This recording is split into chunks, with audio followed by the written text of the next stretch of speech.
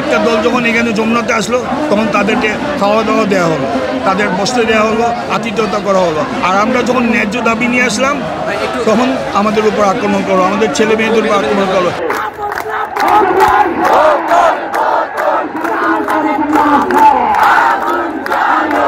সরকারকে সুস্পষ্টভাবে বলবো এইসব দমন নিপীড়নের না চালিয়ে সরকারকে বলবো যে যৌক্তিকভাবে ছেলে মেয়েদের দাবি মেনে নিতে।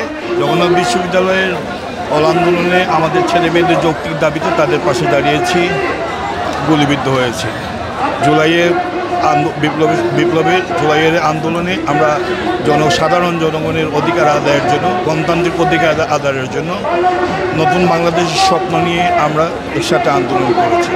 শিক্ষক নেটওয়ার্কের ব্যানারে আমরা কাজ করেছি, ব্যক্তিগত উদ্যোগেও বিভিন্ন জায়গায় বিভিন্নভাবে চেষ্টা করেছি সাধারণ মানুষের কথাগুলো বলতে, সাধারণ মানুষের ভোটের অধিকার নিশ্চিত করতে, গণতান্ত্রিক অধিকার নিশ্চিত করতে।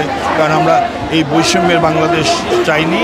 বাংলাদেশ স্বাধীন হয়নি 1971 বৈষম্যের জন্য, বাংলাদেশ স্বাধীন হয়েছে 1971 জনগণের অধিকার নিশ্চিত করার জন্য, প্রত্যেক মানুষের অর্থনৈতিক স্বাধীনতা নিশ্চিতের জন্য। সেইটি থেকে সুদীর্ঘকাল ধরে এদেশের মানুষ বঞ্চিত বিদায় বারবার দাঁড়াচ্ছে জনগণের হয়ে, শিক্ষার্থীদের হয়ে দাঁড়াতে হচ্ছে। কারণ শিক্ষার্থীরা সব কিছু থেকেই বঞ্চিত। জগন্নাথ বিশ্ববিদ্যালয়ের শিক্ষার্থীরা 2005 সালে বিশ্ববিদ্যালয় প্রতিষ্ঠা হলেও আজ পর্যন্ত ছেলেদের জন্য একটি হল নেই। এমনকি ছেলেদের জন্য কোন ধরনের সুযোগ সুবিধা দেওয়া হয়নি। যে বাজেট বরাদ্দ থাকে সেটা শুধুমাত্র শিক্ষকদের, কর্মচারীদের, কর্মকর্তাদের বেতনের দিতেই শেষ হয়ে যায়। মৌলিকাতে বিশ্ববিদ্যালয়ের উন্নয়ন, ছাত্রছাত্রীদের জন্য বৃত্তি বা ভাতা, শিক্ষকদের গবেষণার জন্য কোনো বরাদ্দ, এগুলো একেবারেই নাই বললেই চলে। এই ধরনের বাজেট আমরা মনে করি কোনো অবস্থায় চলতে পারে না। কারণ এই যে ট্র্যাডিশনাল বাজেটে যেভাবে 5%, 7% বৃদ্ধি করা হয় তাতে মৌলিকাতে শিক্ষার পরিবেশ নিশ্চিত হয় না। আমরা মনে করি নিড বেস বাজেট করতে হবে। আমাদের ছেলেপেলের যে আন্দোলন, সেই আন্দোলন সুস্পষ্টভাবে আমি বলি যৌক্তিক।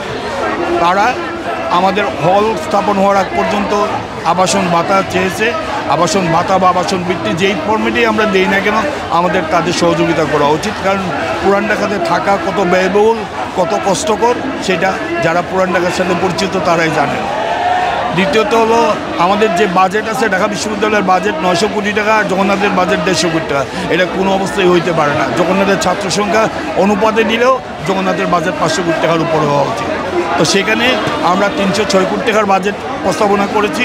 আমাদের ছাত্রছাত্রীরা সুস্পষ্টভাবে বলছে এই বাজেট কাটছাড় করেই বাস্তবায়ন করতে হবে। আমরা মনে করি এই জায়গা থেকে সরে আসার কোনো সুযোগ নেই। সরকারকে সুস্পষ্টভাবে বলবো এইসব দমন নিপীড়নের না চালিয়ে সরকারকে বলবো যে যৌক্তিকভাবে ছেলে মেয়েদের দাবি মেনে নিতে। আলাপ আলোচনার মাধ্যমে এটা সুরাহা হতেই পারে। আমি আরও বলবো আমাদের যে ক্যাম্পাসের আমাদের যে দ্বিতীয় ক্যাম্পাসের ব্যাপারটি, দ্বিতীয় ক্যাম্পাসের কাজের অগ্রগতির জন্য ছেলেমেয়েরা দাবি করছে এটাকে অগ্রাধিকার প্রজেক্টের আওতাভুক্ত করতে হবে। এটা খুব স্বাভাবিক দাবি, কারণ যত দ্রুত হল বাস্তবায়ন করা যায় আমাদের ছেলেমেয়েদের ততই সাশ্রয় হয়। ক্লাসের সুযোগ নেই, ক্লাসের স্থান নেই, থাকার স্থান নেই, কাজেই ছেলেমেয়েরা সব দিক থেকেই বঞ্চিত। গত 20 বছরে ছেলেমেয়েরা আমাদের জগন্নাথ বিশ্ববিদ্যালয় মৌলিকাতে কোনো সুযোগ সুবিধাই পায়নি।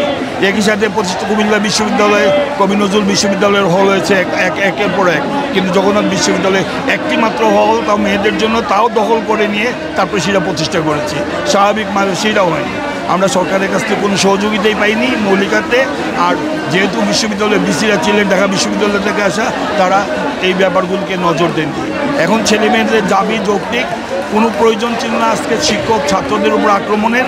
আমি বলবো এই ধারা থেকে বর্তমান সময়ের সরকারকে, আগামী সরকারগুলোকে এই ধারা থেকে সরে আসতে হবে। দমন নিপীড়ন নির্যাতনের মাধ্যমে ছাত্র শিক্ষকদেরকে দমানো যায় না, এবং এটা একটা ভুল প্রক্রিয়া। আলোচনার মাধ্যমে সব কিছু সম্ভব। আমি বলবো আমাদের ছেলেমেয়েদের যে দাবি, সেই দাবি মেনে নিয়ে দ্রুততর সময়ের মধ্যে আজকের এই সংকটের সমাধান করতে হবে। আর যদি মনে করেন দমন পীড়ন মাধ্যমে করবেন, তাহলে সেটা জুলাইয়ের আন্দোলনে যেভাবে দেশে চলে গেছে ইন্ডিয়াতে, সেভাবে বাকিরাও কোথায় যাবেন সেটা আপনারাই ঠিক করেন। স্যার, একটি সর্বশেষ প্রশ্ন আমি রাখবো। আপনি এই বিষয়ে বলেছেন, এরপরেও আমি প্রশ্নটা রাখছি। আমরা দেখেছি জুলাই গণঅভ্যুত্থানে শিক্ষার্থীদের উপর যে হামলা হয়েছে, তেমনই হামলা হয়েছে আপনাদের এই 3 দিনব্যাপী আন্দোলনের প্রথম দিনে, সেখানে শিক্ষকদের উপরেও হামলা হয়েছে। তো আমার আপনার কাছে প্রশ্ন, প্রশাসন এর মাধ্যমে আসলে কী বার্তা দিতে চাচ্ছে, যেখানে জগন্নাথ বিশ্ববিদ্যালয়ের মতো একটি স্বনামধন্য বিশ্ববিদ্যালয়ের, পাবলিক বিশ্ববিদ্যালয়ের শিক্ষকদের উপরেও হামলা করছে প্রশাসন, আসলে কোন বার্তা জনগণ পাচ্ছে? প্রশাসনের চৈতন্য স্পষ্ট। একটা দল যখন এখানে যমুনাতে আসলো, তখন তাদেরকে খাওয়া দাওয়া দেওয়া হলো, তাদের বসতে দেওয়া হলো, আতিথ্যতা করা হলো। আর আমরা যখন ন্যায্য দাবি নিয়ে আসলাম, তখন আমাদের উপর আক্রমণ করলো, আমাদের ছেলে মেয়েদের উপর আক্রমণ করলো। এটা কোনো পরিস্থিতির গ্রহণযোগ্য। এই যে বৈষম্যমূলক আচরণ, জনগণের দাবি দেওয়া নিয়ে, জনগণের অধিকার আদায়ের সংগ্রামে সকলকে একই চোখে দেখতে হবে। আমরা অতীতের সরকারগুলোর মতো এই সরকারের চরিত্র দেখছি এক এবং অভিন্ন থেকে যাচ্ছে, যে একটা দলকে কুলে তোলা হচ্ছে, আর আমার ছেলেমেয়েরা যখন তাদের যৌক্তিক দাবি নিয়ে আসছে, তাদের কষ্টের জায়গা ব্যাপারগুলো বলতে আসছে, তখন তাদের অত্যাচার নিপীড়ন করা হচ্ছে। এটা কোনো পরিস্থিতি গ্রহণযোগ্য নয়। আমি বলবো এই দ্বারা থেকে সরকারকে সরে আসতে হবে, সরকারকে রিয়েলাইজ করতে হবে যে গণ আন্দোলন এই জন্য হয়নি। গণ আন্দোলন হয়েছে জনগণের অধিকার নিশ্চিত করার জন্য, জনগণের যৌক্তিক দাবি দেওয়া মেনে নেওয়ার জন্য, জনগণের অর্থনৈতিক মুক্তির জন্য, একটি সাধারণ সরকার, গণতান্ত্রিক সরকার প্রতিষ্ঠার জন্য।